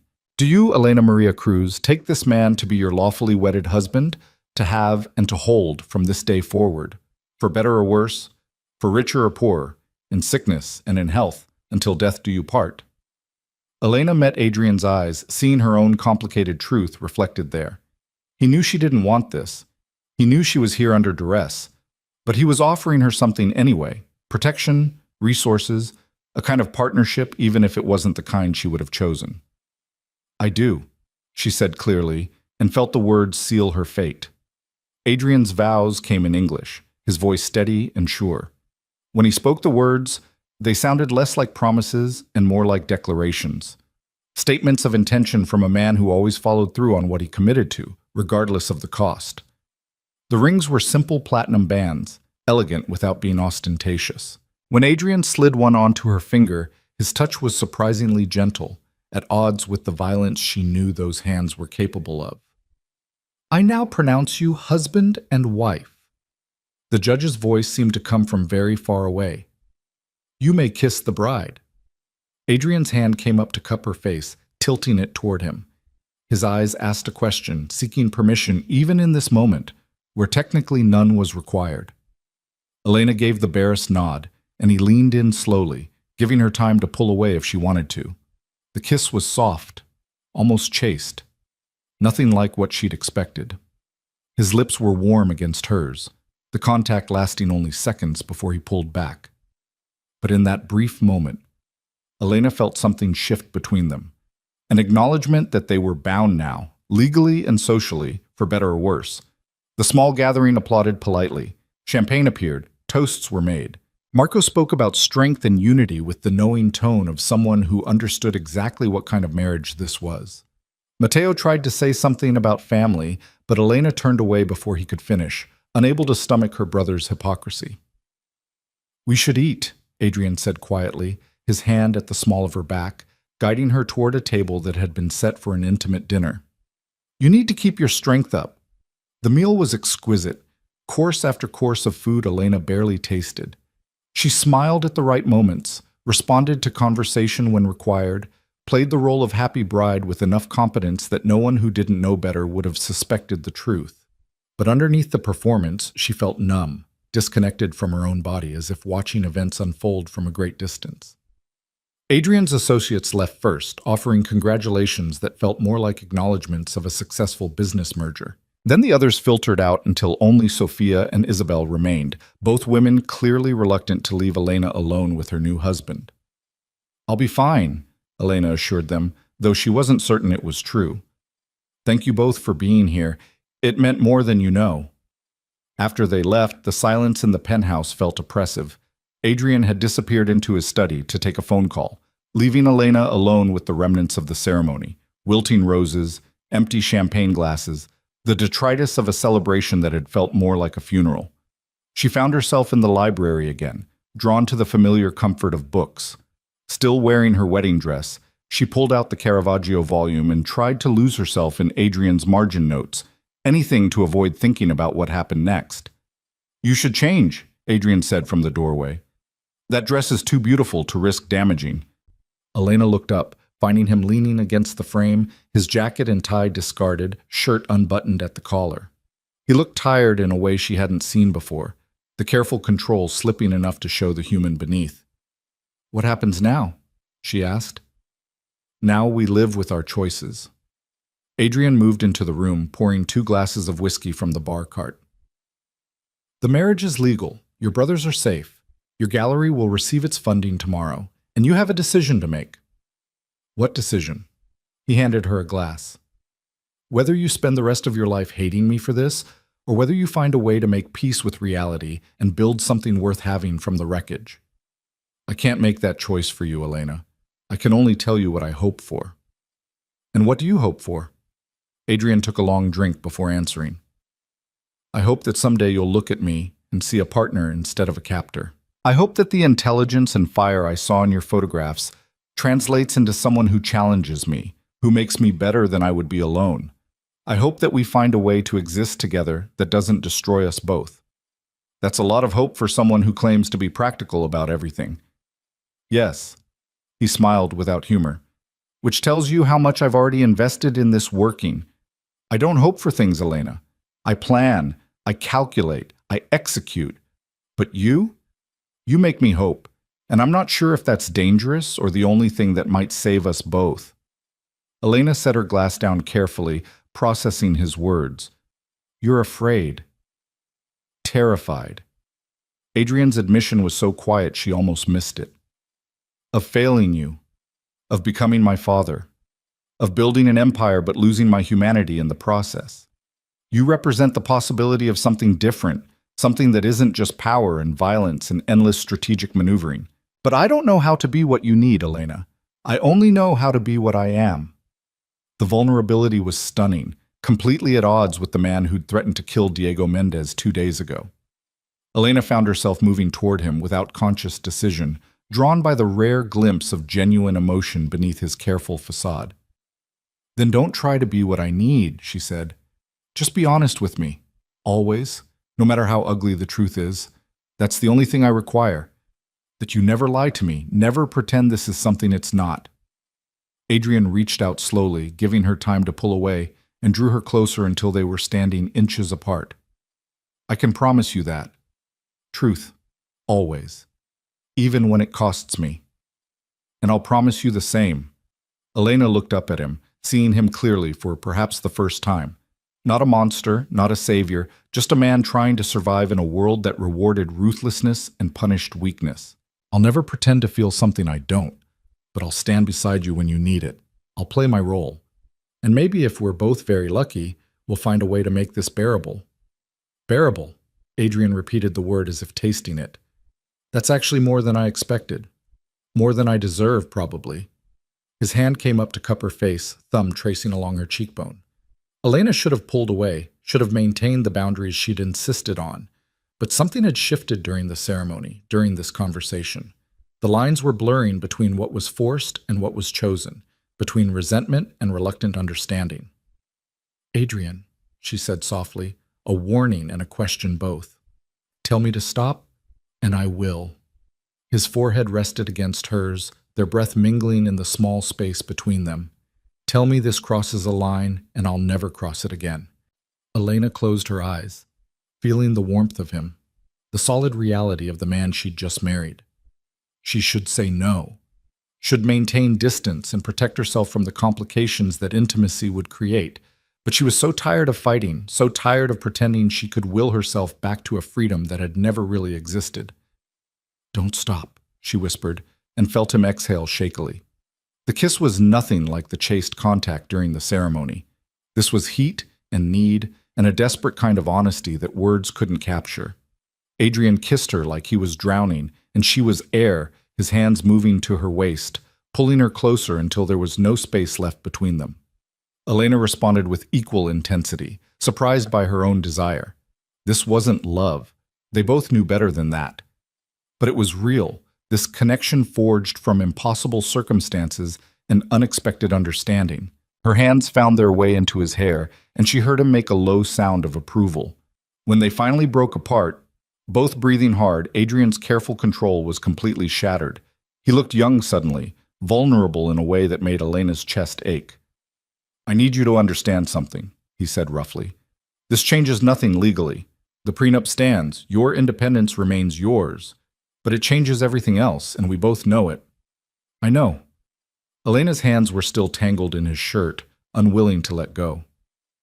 I'm choosing this, Adrian. Not because you forced me, not because I have no other options, but because I'd rather face this new reality with you than against you. Something fierce and possessive flashed in his eyes. Then choose me again. Choose to stay tonight instead of retreating to your suite. Choose to let this be real, just for a few hours before the world intrudes again. Elena knew she was standing at a precipice. Whatever happened next would fundamentally alter the dynamic between them, would blur lines that could never be redrawn. But she'd spent so long running from difficult truths, so long pretending she could exist outside the reality of who she was. Maybe it was time to stop running. Yes, she said simply. Adrian kissed her again, slower this time, savoring rather than claiming. When he finally pulled back, he took her hand and led her through the penthouse toward his suite. Not hers, she noticed, making this an active choice rather than a passive surrender. His bedroom was surprisingly austere, given the opulence of the rest of the space. Clean lines, minimal decoration, the kind of space that suggested someone who slept but didn't live there.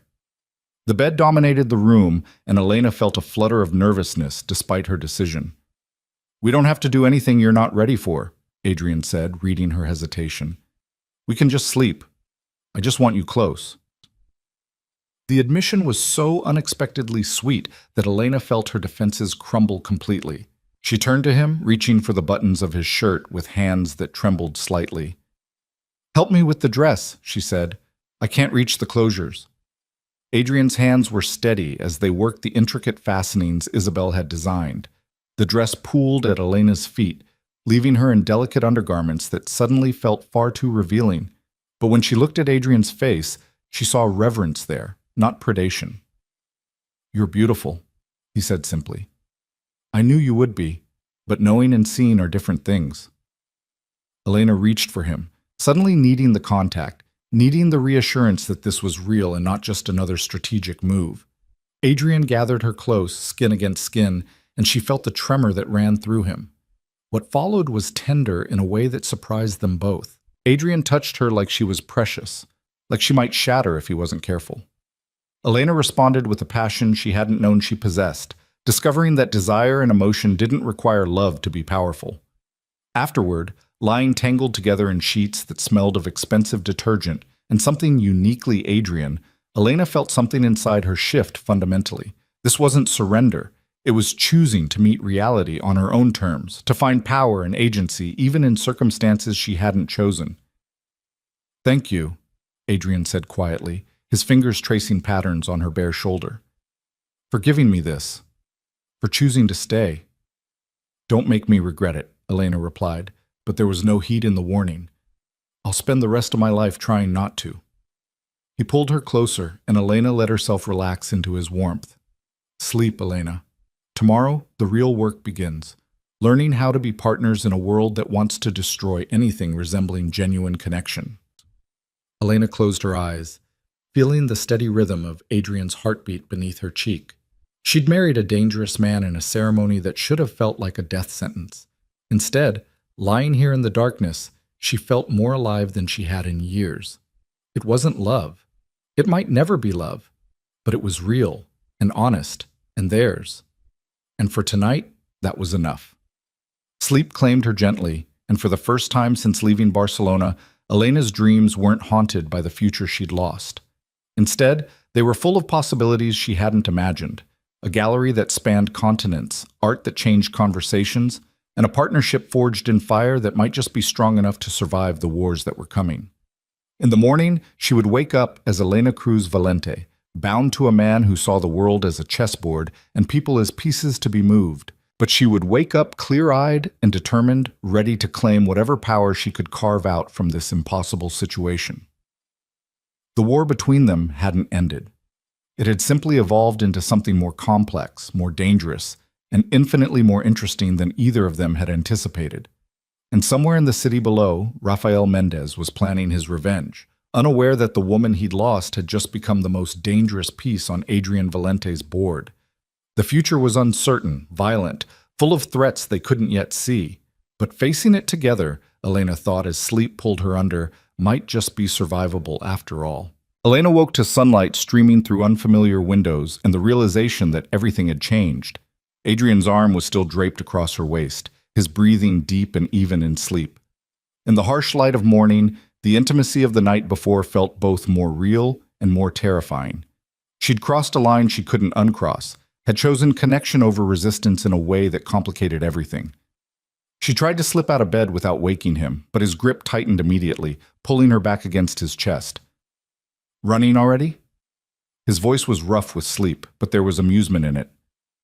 I need to think. Think here. Adrian's lips brushed against her shoulder, a gesture of affection that felt dangerously natural. We have approximately 2 hours before Marco arrives with the security briefing. Spend them with me. Elena turned in his arms, studying his face in the morning light.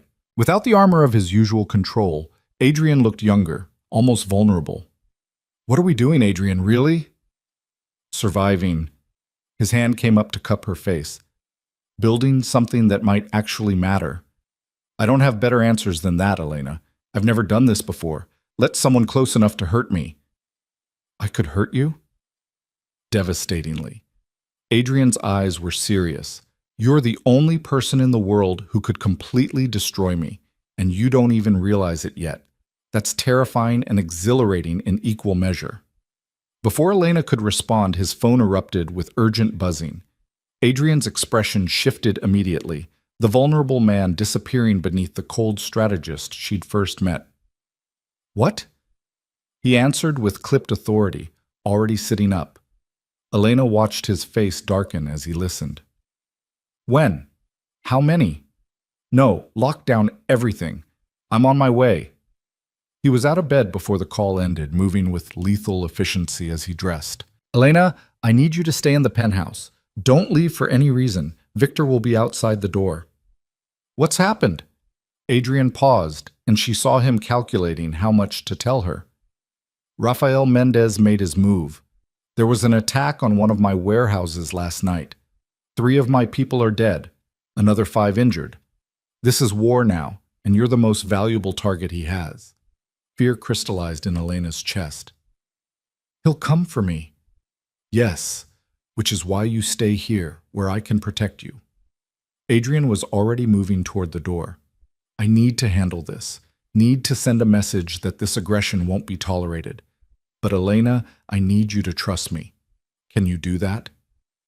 She thought about lying, about maintaining emotional distance, but they'd promised each other honesty. I don't know, but I'll try. Adrian crossed back to her, kissing her hard and fast. That's good enough. Stay safe. I'll be back as soon as I can.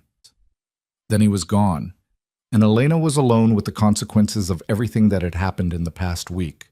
She'd gone from free woman to forced bride to willing partner in less time than it took most people to plan a vacation. And now people were dying because of the choice Adrian had made to take her, because Rafael Mendez's pride demanded blood payment. The morning crawled by. Elena tried to distract herself with work, calling Sofia to discuss the gallery's progress, reviewing budgets and exhibition plans. But her mind kept returning to Adrian, to the warehouse attack, to the reality that her husband, that word still felt strange, was out there doing things she could barely imagine. Marco arrived around noon, his expression grim. Mrs. Valente, I need to brief you on security protocols. It's Cruz Valente, Elena corrected automatically. And what kind of protocols? The kind that keep you alive if Mendez escalates. Marco spread a series of photographs across the dining table. Blueprints of the penthouse, escape routes, safe rooms Elena hadn't known existed. Adrian wanted you to understand the reality of the situation. This building has multiple security layers, but nothing is impenetrable. If they come for you, you need to know what to do. Elena studied the plans, her business training helping her understand the strategic thinking behind each element. You're saying it's not if, but when. I'm saying Rafael is desperate, and desperate men make mistakes, but they also take risks that rational people wouldn't. Adrian humiliated him, took you, destroyed his family's credibility. That's a debt that demands payment. Marco's tone was matter-of-fact, as if discussing grocery lists rather than potential assassination attempts. Adrian is handling the offensive response. My job is to ensure you survive long enough for that response to work. How comforting. But Elena forced herself to focus, to absorb the information Marco was providing. Panic wouldn't help. Strategy would. They spent 2 hours going over scenarios, practicing routes, identifying what to do if various alarms triggered. By the time Marco left, Elena felt simultaneously more prepared and more terrified than before. Adrian didn't return until well after dark. When he finally walked through the door, Elena saw blood on his shirt cuff and something dangerous still lingering in his eyes. "Are you hurt?" She was on her feet immediately, moving toward him. "Not my blood." Adrian's voice was flat, empty in a way that suggested he'd done things he didn't want to discuss. "It's handled. Raphael knows the price of attacking what's mine." Elena reached for his hand, feeling the tension vibrating through him. "What did you do?" "What was necessary?"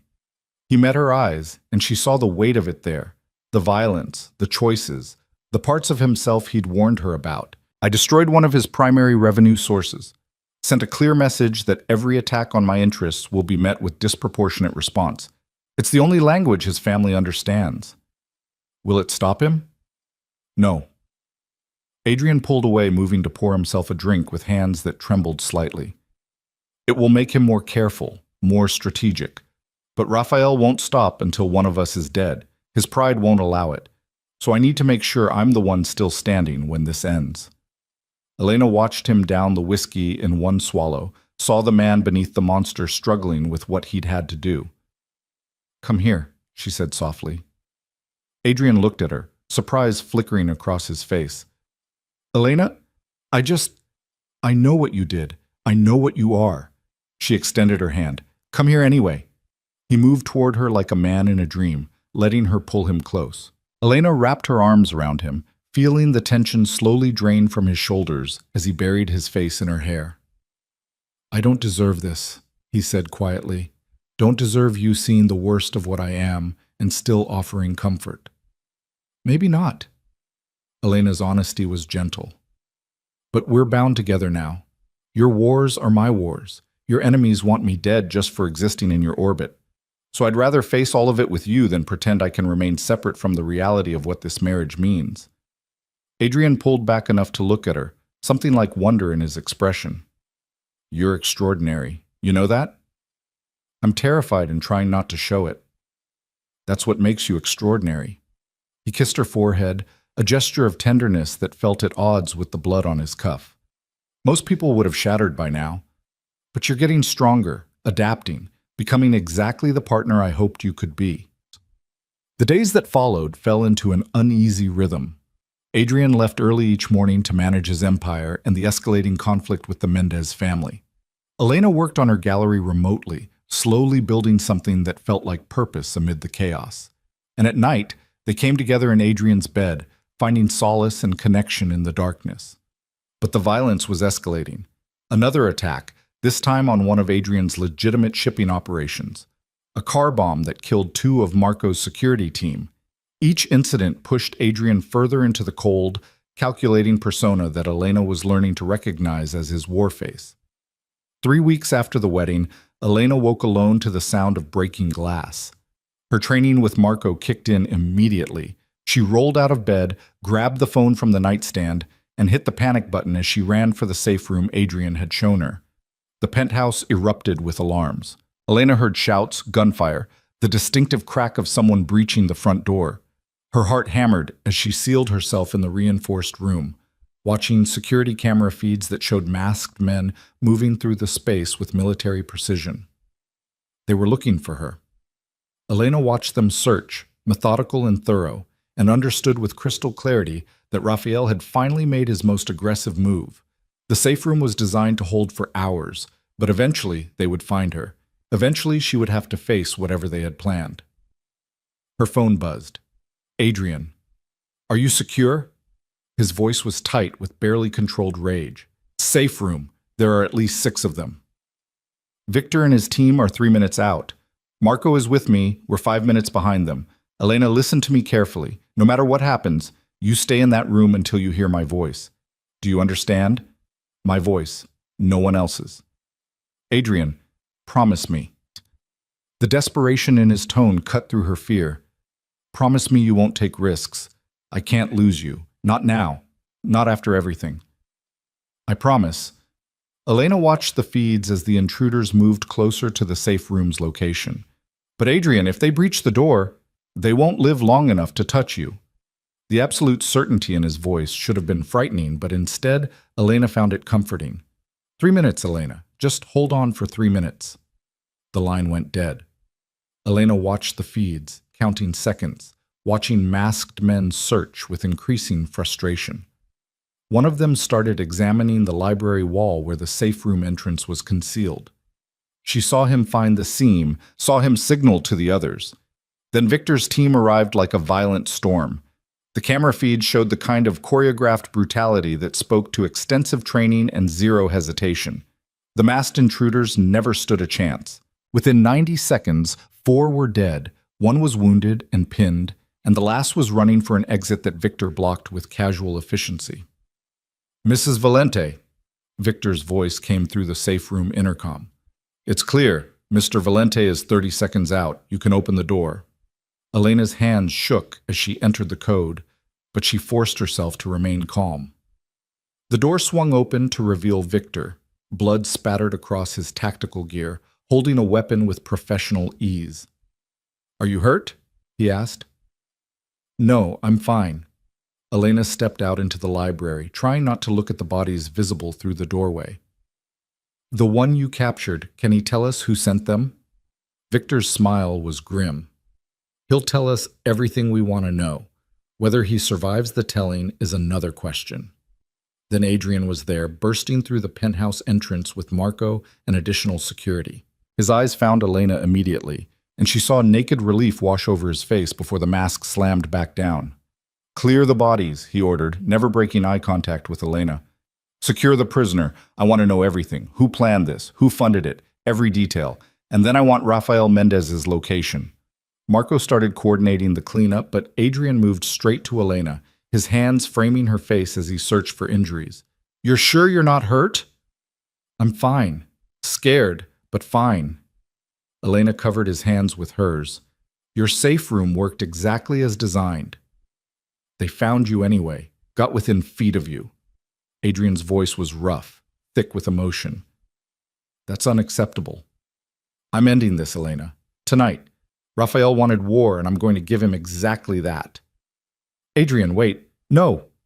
He pulled her close, holding her with a desperation that spoke volumes. "I won't wait while someone tries to take you from me. I won't live in a world where every morning I wake up wondering if you'll survive the day. This ends now." Elena understood then what he was planning. Not just retaliation, but complete elimination. Adrian was going to kill Rafael Mendez, probably Carlos and Diego too, anyone in their family who posed a threat. It was the logical response in his world, the only way to ensure permanent safety. "Then I'm coming with you," she said. Adrian pulled back, shock clear on his face. "Absolutely not. You don't get to make that decision for me." Elena's voice was steady despite her racing heart. "If you're ending this, if you're going to do something that fundamentally changes who you are, I need to be there. I need to witness it, understand it, so I can live with the man who comes back." "Elena, what I'm about to do? I know what you're about to do, and I'm choosing to stand with you anyway." She met his eyes, letting him see her certainty. "We're partners, Adrian. You don't get to protect me from the reality of what that means. Not anymore." Adrian stared at her for a long moment, something like pain and pride warring in his expression. Finally, he nodded. "You stay with Marco. You don't engage. You observe only. Agreed?" "Agreed." What followed was 2 hours of preparation that felt like entering a different world. Adrian's team assembled with military precision, weapons checked, positions assigned, contingencies planned for every scenario. Elena watched her husband transform into something she'd only glimpsed before, a commander who inspired absolute loyalty and fear in equal measure. The prisoner broke within 30 minutes of interrogation. Elena didn't watch that part, didn't need to see what methods Adrian employed to extract information, but she heard the results. Rafael was at a warehouse in Queens meeting with allies to plan the next phase of his campaign. He thought he was safe, protected by numbers, and the assumption that Adrian would be too busy defending his own territory to mount an offensive. He was wrong. The convoy that left the penthouse consisted of 4 vehicles, heavily armed, moving through New York with the confidence of people who owned the night. Elena rode with Marco, watching Adrian in the lead vehicle through tinted windows. She should have been terrified, should have been questioning every choice that had led to this moment. Instead, she felt strangely calm, as if she'd finally stopped fighting reality and accepted the truth of who she'd become. The warehouse was in an industrial area, isolated and defensible. Elena watched through night vision equipment as Adrian's team moved into position, surrounding the building with practiced efficiency. Raphael had perhaps 20 men inside. Adrian had brought 30, better trained and infinitely more motivated. "Last chance to stay in the vehicle," Marco said quietly. "No?" Elena's jaw was set. "I need to see this." Marco handed her a Kevlar vest and earpiece. "Then you stay behind me. Always. If shooting starts, you hit the ground. Understood?" Elena nodded, pulling on the vest with hands that were steadier than she expected. When they exited the vehicle, the night air was cold against her face, carrying the scent of oil and rust and impending violence. Adrian appeared beside her, his expression carved from stone. "You don't have to do this." "Yes, I do." Elena reached for his hand, squeezing once. "End it, Adrian. End it so we can actually live." Something shifted in his eyes. Acceptance, maybe. Or understanding that Elena was choosing to be his true partner in every sense. He kissed her hard, tasting of violence and desperate hope, then released her to Marco's protection. "Move in," Adrian ordered into his radio. What happened next was brutally efficient. Adrian's team breached the warehouse from multiple points, overwhelming Raphael's people with superior tactics and firepower. Elena heard gunfire, shouting, the distinctive sounds of close combat. Marco kept her back, positioned behind cover where she could see but not be seen. The fight lasted less than 10 minutes. Raphael's people were criminals, enforcers, dangerous men who knew violence. But Adrian's team were professionals, trained by military experience and loyal beyond question. The outcome was never really in doubt. When the shooting stopped, Adrian emerged from the warehouse dragging Rafael Mendez by the collar. The man was bleeding from multiple wounds, his face a mask of rage and pain. Behind him, Victor and the others brought out the survivors, Carlos, Diego, and a handful of others who'd surrendered rather than die. "Elena," Adrian's voice was cold, commanding, "come here." She moved forward on legs that felt disconnected from her body, aware that everyone was watching, that this moment would define something fundamental about her role in Adrian's world. Raphael's eyes found hers, and she saw the hatred there, the humiliation of being defeated while she watched. "You chose wrong," he spat, blood flecking his lips. "He's a monster. You'll learn that eventually." "I already know what he is." Elena's voice was steady, clear.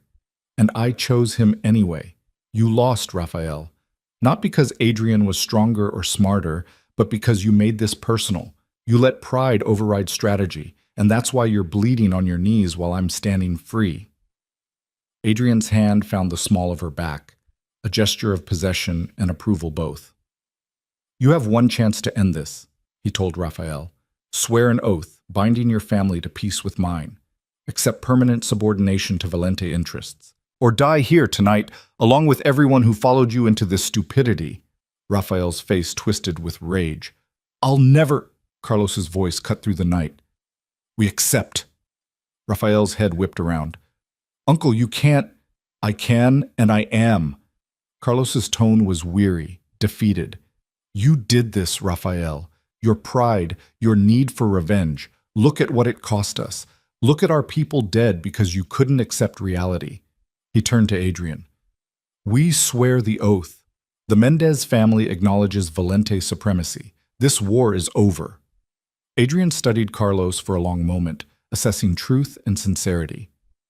"The oath is binding for 3 generations. Any violation, any hint of treachery, and I don't just kill the responsible party, I eliminate the entire bloodline. Do you understand what you're agreeing to?" "I understand." Carlos met Adrian's eyes without flinching. "We were wrong to betray you. We're lucky you're offering terms at all." "I'm offering terms because my wife asked me to end this, not extend it into permanent vendetta." Adrian's voice was cold. "You have Elena to thank for your lives." Remember that the next time you consider any action against Valente interests. The oath-taking was formal, ritualistic, the kind of ceremony that meant everything in their world. Carlos spoke the words that bound his family to Adrian's, effectively ending Mendez's independence in exchange for survival. Rafael refused to participate, was forced to his knees and held there while his uncle surrendered everything he'd fought for. When it was done, Adrian gave a single nod. Take them. Medical treatment for those who need it, then escort them out of my territory. I don't want to see Mendez's faces in New York again. Victor's team moved to comply, hauling away the defeated remnants of Rafael's rebellion. But Rafael himself didn't move, stayed on his knees staring at Elena with something like comprehension dawning. You were never the prize, he said slowly. You were the weapon. He knew you'd be stronger than Maria, knew you'd stand with him instead of weakening him. That's why he chose you. Elena looked down at the man who'd wanted to own her, who'd seen her as property to be acquired. You're wrong. Adrian chose me because he recognized something in me that you never could, that I'm capable of choosing my own fate, even when all the options are terrible. I chose this marriage. I chose to fight beside him, and I'll choose to build something better from all this violence. You lost because you never understood that women can be partners instead of prizes. She turned away, done with Rafael Mendez and everything he represented. Adrian fell into step beside her, his hand finding hers in the darkness. That was quite a speech, he said quietly. It was the truth.